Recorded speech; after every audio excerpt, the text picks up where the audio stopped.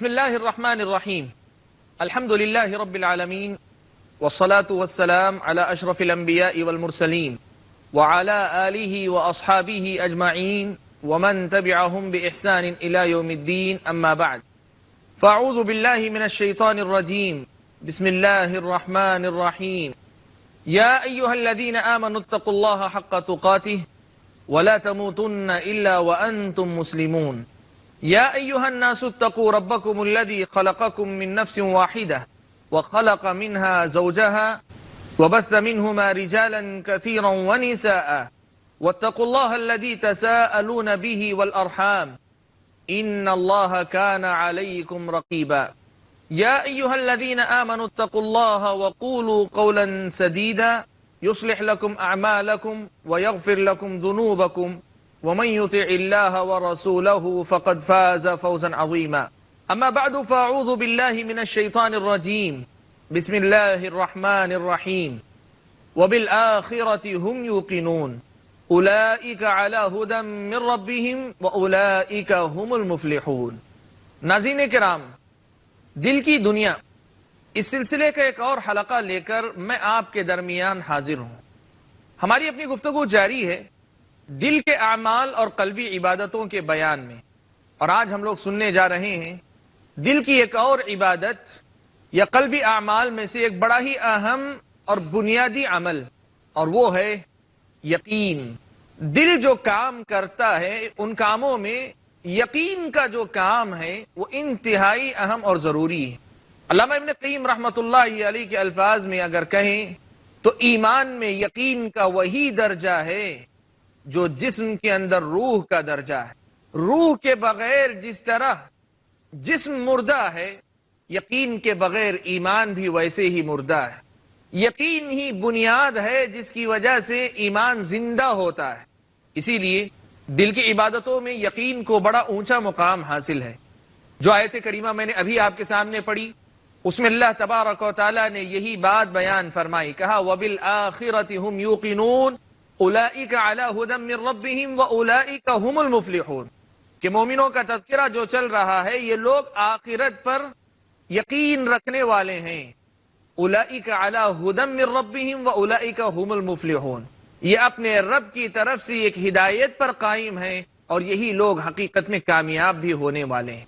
اسلامی شریعت کی نظر میں یقین کا درجہ بڑا اونچا ہے، اور قلبی عبادات نے اس کی حیثیت بنیادی عمل کی کہ جس کے بغیر دیگر عبادتیں روح سے خالی جسم کی طرح، دیگر عبادتیں بے جان عبادتیں ہیں اگر ان کے اندر یقین کی دولت نہ ہو، اگر ان کے اندر یقین کی کیفیت نہ ہو۔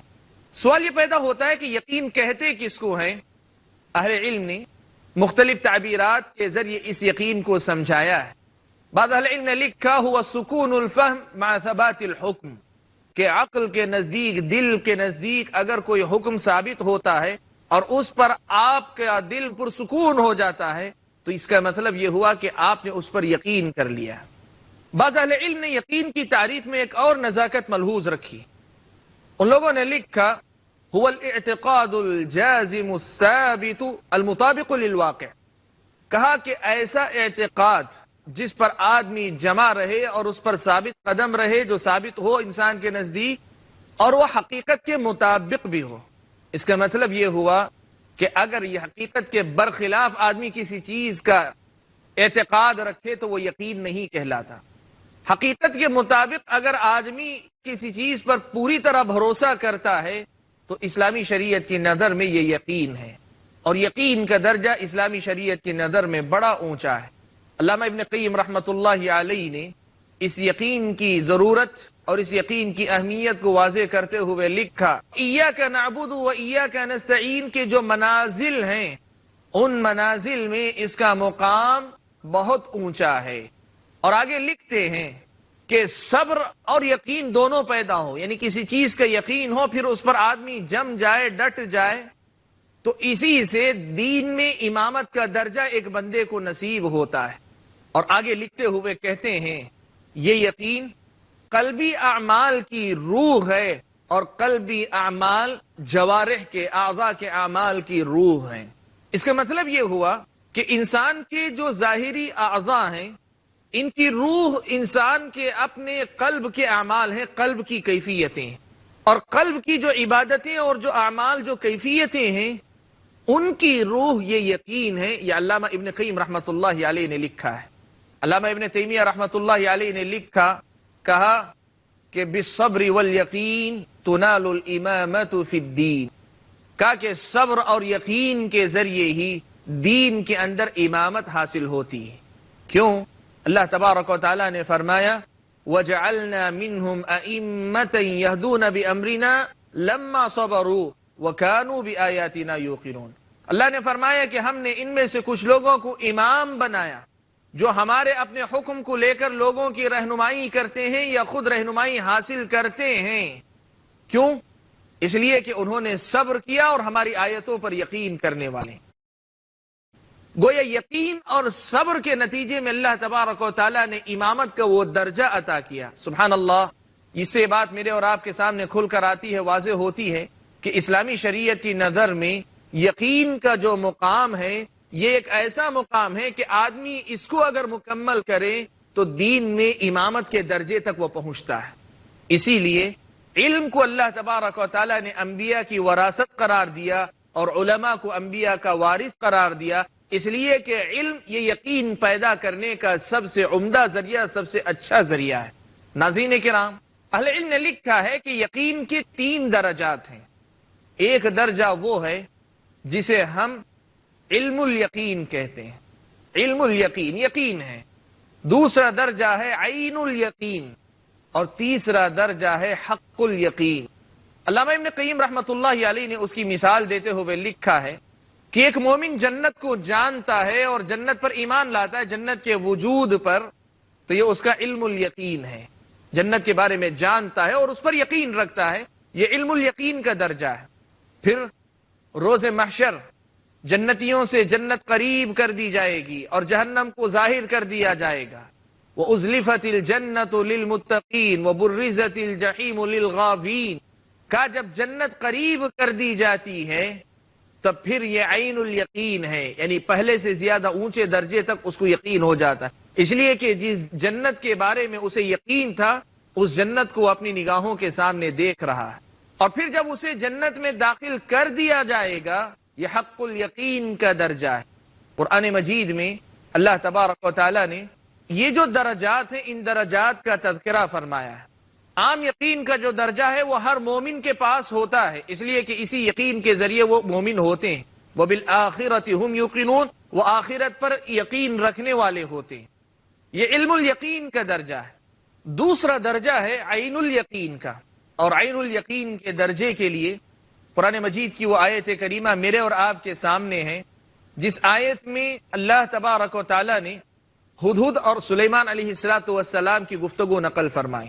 ہدہد نے سلیمان علیہ السلام کے سامنے ملکہ سبا اور اس کی حکومت کے حالات بیان کیے تو اس نے کہا وَجِئْتُكَ مِن سَبَإٍ بِنَبَإٍ یقین، کہ میں سبا سے آپ کے پاس ایک یقینی خبر لے کر آیا۔ یہ عین الیقین ہے، یعنی جس چیز کا اس نے اپنی آنکھوں سے مشاہدہ کیا ہے، جس چیز کو اس نے اپنی آنکھوں سے دیکھا ہے، دیکھ کر بیان کر رہا ہے، یہ عین الیقین کا درجہ ہے۔ اور رہی بات حق الیقین کی تو اللہ تبارک و تعالی نے جہنم کا تذکرہ کرتے ہوئے فرمایا فَنُزُلٌ مِّنْ حَمِيمٍ وَتَصْلِيَةُ جَحِيمٍ إِنَّ هَذَا لَهُوَ حَقُّ الْيَقِينِ۔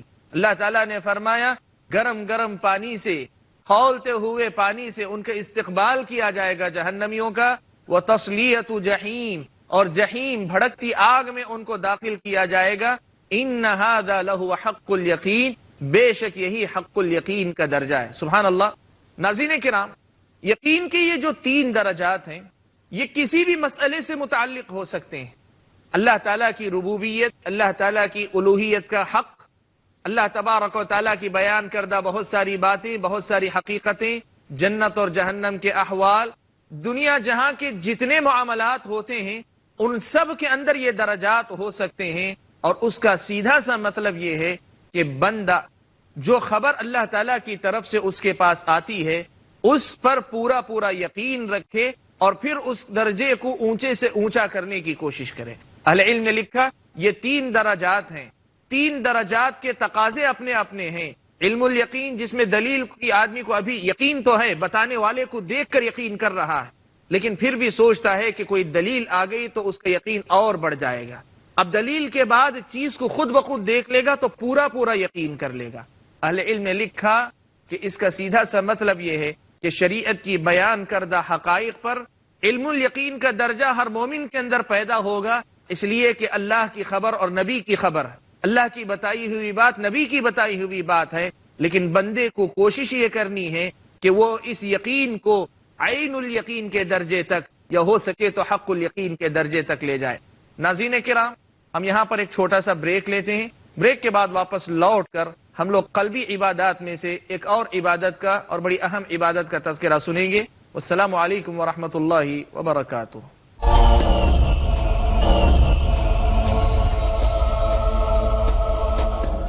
بسم اللہ الرحمن الرحیم۔ ناظرین کرام، بریک پر جانے سے پہلے ہم لوگ قلبی عبادتوں اور دل کے اعمال میں سے ایک بہت ہی اہم عمل کا تذکرہ سن رہے تھے، وہ تھا یقین۔ یقین روح ہے قلبی عبادتوں کی، اور قلبی عبادتیں روح ہیں جسمانی عبادتوں کی۔ تو جسمانی عبادتوں کو زندگی ملتی ہے قلبی عبادتوں سے، اور قلبی عبادتوں کو زندگی ملتی ہے یقین سے، اور یقین کا یہ سفر ایمان سے شروع ہوتا ہے اور آخرت تک جاری رہتا ہے، اور آدمی کو جاری رکھنا چاہیے۔ اللہ تعالیٰ مجھے اور آپ کو اس کی توفیق عطا فرمائے۔ ہم ایک اور قلبی معاملے کی طرف آگے بڑھتے ہیں، اور وہ ہے احسان۔ احسان کیا ہے؟ قرآن مجید میں اللہ تبارک و تعالیٰ نے احسان اور محسنین کا بڑا تذکرہ فرمایا۔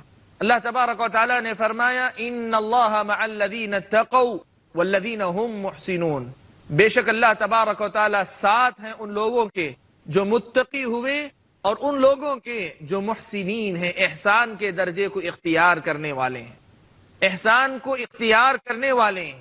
اور اللہ تبارک و تعالیٰ نے کئی ایک مقامات پہ فرمایا کہ ان اللہ یحب المحسنین، کہ اللہ تبارک و تعالیٰ احسان کے درجے میں رہنے والوں کو سے محبت کرتے ہیں۔ یہ احسان کیا ہے؟ اہل علم نے اس کی تشریح کرتے ہوئے لکھا کہ احسان کا سیدھا سا معنی یہ ہے کہ کسی بھی کام کو اچھے طریقے سے انجام دیا جائے، کوئی بھی کام ہو اسے اچھے طریقے سے انجام دیا جائے، یہ احسان ہے۔ اور شریعت اسلامیہ میں جو احسان کا لفظ استعمال ہوا ہے، اس کے دو مطلب ہیں۔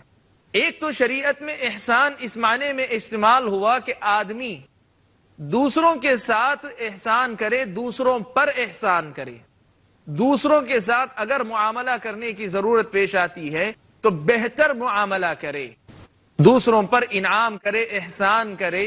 یہ احسان کا ایک درجہ، یہ احسان کی ایک قسم ہے جو شریعت میں بیان ہوئی۔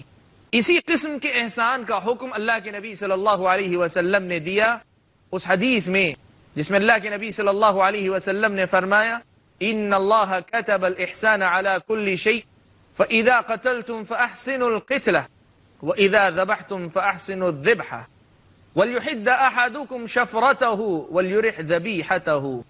اللہ کے نبی صلی اللہ علیہ وسلم نے فرمایا کہ اللہ تبارک و تعالیٰ نے ہر چیز پر احسان کو واجب قرار دیا ہے، فرض قرار دیا ہے۔ اس لیے جب تم کسی کو قتل کرو تو اچھی طرح قتل کرو، تکلیف کے ساتھ آدھا ادھورا قتل نہیں، پوری طرح قتل کرو۔ وَإِذَا ذَبَحْتُمْ فَأَحْسِنُوا الذَّبْحَ یا الذِّبْحَ، جب تم ذبح کرو تو اچھی طرح ذبح کرو، آدھا چاقو چلاؤ اور اسے تڑپتا ہوا چھوڑ دو، ایسا مت کرو، اچھی طریقے سے اسے ذبح کرو۔ اللہ کے نبی صلی اللہ علیہ وسلم نے اس حدیث میں جس احسان کا تذکرہ فرمایا وہ ہے کسی کے ساتھ معاملہ کرنے کی اگر بات آتی ہے تو اس معاملے کو خوش اسلوبی کے ساتھ انجام دے، اس پر احسان کرے۔ اب آدمی کو قتل کرنا ہی ہے تو قتل کرنے میں پھر لذت لینے، مزہ لینے والی کوئی بات نہیں، اسے قتل کرو تو اچھی طریقے سے قتل کر دو، اس پر یہ احسان کرو کہ اس کے قتل کو اپنی تفریح کا سامان نہ بناؤ۔ اور جانور کو جب ذبح کرو تو خیال رکھو کہ جانور کو ذبح کرنا ہی ہے تو اچھی طریقے سے ذبح کر دو، لیکن اسے ادھورا ذبح کر کے اسے تکلیف نہ پہنچاؤ۔ اس کا سیدھا سا مطلب یہ ہے کہ اسلامی شریعت نے جس احسان کا حکم دیا اس میں سے پہلی قسم ہے کہ دوسرے پر انعام کرنا، احسان کرنا۔ اور اللہ تبارک و تعالیٰ نے اس قسم کے احسان کا اسلامی شریعت میں حکم دیا۔ اس قسم کے احسان کو اپنانے کا اللہ تبارک و تعالیٰ نے حکم دیا کہ لوگ ایک دوسروں کے ساتھ احسان کے ساتھ معاملہ کریں۔ احسان کی جو دوسری قسم ہے یہ وہ قسم ہے جس کا تعلق قلبی عبادات سے ہے، جس کو ہم نے قلبی عبادات میں سے بڑی اہم عبادت شمار کیا ہے۔ حضرت جبرائیل علیہ السلام نبی اکرم صلی اللہ علیہ وسلم کے پاس تشریف لاتے ہیں، اللہ کے نبی صلی اللہ علیہ وسلم سے پوچھتے ہیں ایمان کیا ہے، اسلام کیا ہے، احسان کیا ہے۔ اللہ کے نبی صلی اللہ علیہ وسلم باری باری ان کے ایک ایک سوال کا جواب دیتے ہوئے جاتے ہیں۔ ایمان یہ ہے کہ تم اللہ پر، اس کی کتابوں پر، اس کے رسولوں پر، اس کے فرشتوں پر، آخرت کے دن پر اور تقدیر پر ایمان لاؤ۔ وہ اسلام کے بارے میں پوچھتے ہیں، اللہ کے نبی کہتے ہیں کہ اسلام یہ ہے کہ تم لا الہ الا اللہ محمد الرسول اللہ کی گواہی دو، نماز قائم کرو، زکوٰۃ دو، رمضان کے روزے رکھو اور حج کرو۔ وہ پوچھتے ہیں اللہ کے نبی احسان کیا ہے؟ اللہ کے نبی صلی اللہ علیہ وسلم فرماتے ہیں کہ احسان یہ ہے کہ ان تعبد اللہ کأنک تراہ فإن لم تکن تراہ فإنہ یراک، کہ تم اللہ تعالیٰ کی عبادت اس طرح کرو گویا کہ تم اللہ تعالیٰ کو دیکھ رہے ہو، اور اگر تم اللہ تبارک و تعالیٰ کو دیکھ نہیں پا رہے ہو تو اللہ تبارک و تعالیٰ تمہیں دیکھ رہا ہے۔ اہل علم نے یہ بات بیان کی کہ حضرت جبرائیل علیہ السلام کی اس حدیث میں درجات بیان کیے گئے ہیں۔ ایمان ہے، پھر اسلام ہے، پھر احسان ہے، اور احسان سب سے اونچا درجہ ہے۔ یہ کون سا درجہ ہے، اس کا معنی کیا ہے، احسان کی اس قسم کا معنی و مطلب کیا ہے، اور احسان کے اس درجے تک بندہ کیسے پہنچ سکتا ہے؟ یہ بہت سیدھا اور بہت سادہ معاملہ ہے۔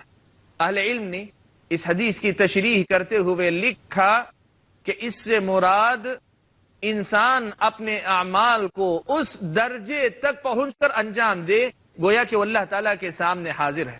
امام نووی رحمۃ اللہ علیہ نے صحیح مسلم کی شرح میں اس حدیث کی شرح کرتے ہوئے لکھا کہ احسان کا یہاں مطلب یہ ہے، احسان کا یہاں مطلب یہ ہے کہ بندہ اپنے آپ کو تصور کرے کہ وہ اللہ تعالیٰ کے سامنے ہے، یا اللہ تبارک و تعالیٰ اسے دیکھ رہے ہیں، تو وہ کیا کرے گا؟ اپنے ظاہر کو جتنا خوبصورت بنا سکتا ہے، جس عمل کو انجام دے رہا ہے اس کے ظاہر کو جس قدر سنوار سکتا ہے سنوارے گا، اور ساتھ میں کوشش کرے گا کہ اس عبادت کے اندر قلبی کیفیت جس درجے کی پیدا ہو سکے پیدا کرے۔ امام نووی رحمۃ اللہ علیہ کہتے ہیں کہ اس کا سیدھا سا مطلب یہ ہے کہ بندہ اللہ تبارک و تعالیٰ کے سامنے تو نہیں ہے، اللہ تبارک و تعالیٰ کو دیکھ تو نہیں رہا ہے، وہ اپنی آنکھوں سے دیکھ تو نہیں رہا ہے، لیکن اللہ تبارک و تعالیٰ اس کو دیکھ رہے ہیں، تو یہ کیفیت اپنے عمل کے اندر پیدا کرے کہ جس کیفیت کے نتیجے میں ہر چیز کو اپنی انتہا درجے تک جو اس کے بس میں ہو پہنچا کر انجام دینے کی کوشش کرے۔ آگے لکھتے ہوئے کہتے ہیں اس کا مطلب یہ ہوا، یہ اخلاص کے اور اللہ تبارک و تعالیٰ کا جو مراقبہ ہے کہ اللہ تبارک و تعالیٰ کو حاضر رکھنا اپنے سامنے، اللہ تبارک و تعالیٰ کے استحضار کی کیفیت کا نام ہے۔ یہی بات اہل علم میں سے کئی ایک اہل علم نے بیان کی۔ امام خطابی رحمۃ اللہ علیہ نے معالم السنن کے اندر اس حدیث کی شرح کی تو لکھا الاحسان ها هنا الاخلاص، کہا کہ یہاں احسان سے مراد اخلاص ہے، یعنی بندہ جو ایمان اور اسلام کے ارکان ہیں ان کو بجا لاتا ہو تو ان کو بجا لانے میں اخلاص کے کمال پر رہے، انتہا درجے کے اخلاص کے ساتھ ان اعمال کو انجام دے، یہ احسان ہے۔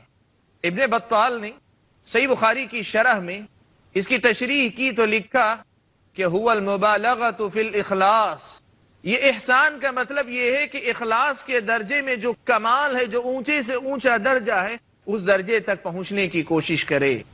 ناظرین کرام، احسان کا یہ جو معنی و مفہوم ہے یہ حقیقت میں قلبی کیفیتوں میں سے بڑی اعلیٰ کیفیت کا ذکر ہے، قلبی عبادتوں میں سے بڑی اونچی عبادت کا یہ تذکرہ ہے، وہ یہ کہ بندہ زندگی میں کوئی بھی عمل کرے، کوئی بھی نیکی کرے، کوئی بھی اچھائی انجام دے، اس شعور کے ساتھ، اس احساس کے ساتھ انجام دے کہ وہ اللہ تبارک و تعالیٰ کے لیے یہ کام کر رہا ہے، تو یہ کام ہر حیثیت سے پرفیکٹ ہونا چاہیے، مکمل ہونا چاہیے، کسی قسم کی کمی نہ اس میں رہ جانے پائے۔ انسان غلطیوں کا پتلا ہے، کمی آئے گی، لیکن کوشش اس بات کی کرے کہ میرا کام پورا ہوگا میں کسی بھی حیثیت سے اس میں کمی نہیں چھوڑوں گا، خاص طور پر ظاہری خوبیوں اور ظاہر کو نکھارنے اور سنوارنے کے ساتھ ساتھ دل کی کیفیتیں جو اس ظاہر کے ساتھ جڑنی چاہیے، دل کی خوبصورتی جو ظاہر کی خوبصورتی سے میل کھانی چاہیے، وہ خوبصورتی آپ اپنے دل کے اندر پیدا کریں، یہی احسان۔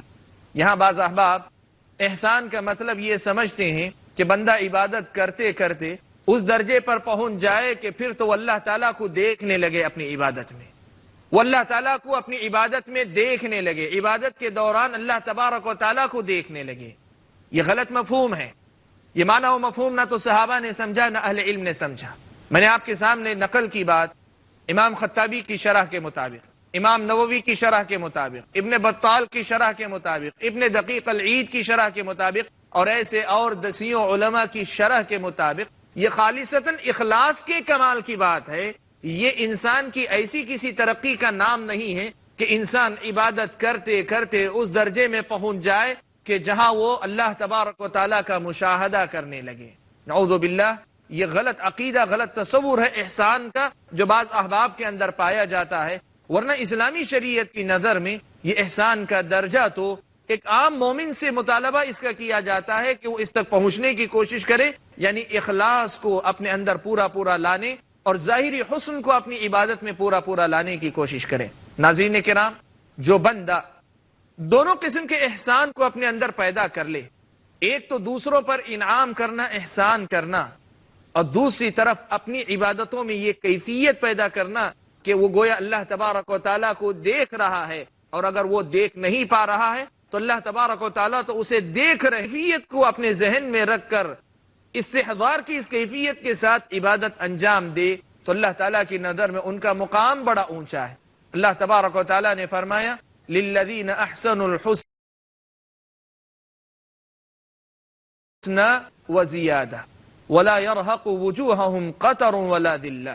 اللہ نے فرمایا جو لوگ احسان کے درجے تک پہنچتے ہیں ان کے لیے حسنہ یعنی جنت کا وعدہ ہے، وزیادہ یعنی اللہ تبارک و تعالیٰ کے دیدار کا وعدہ ہے۔ سبحان اللہ، احسان کی کیفیت جو بندہ پیدا کر لے اس کے لیے جنت کا وعدہ، اور جنت میں اللہ تبارک و تعالیٰ کے دیدار کا وعدہ ہے۔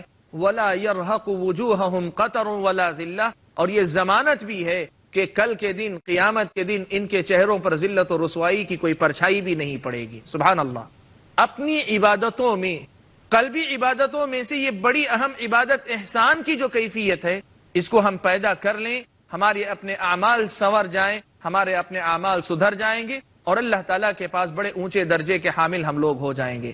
ناظرین کرام، دل کے اعمال کے تذکرے کے سلسلے میں ہم لوگ اپنی گفتگو کو اگلے ایپیسوڈ میں بھی جاری رکھیں گے۔ تب تک کے لیے السلام علیکم ورحمۃ اللہ وبرکاتہ۔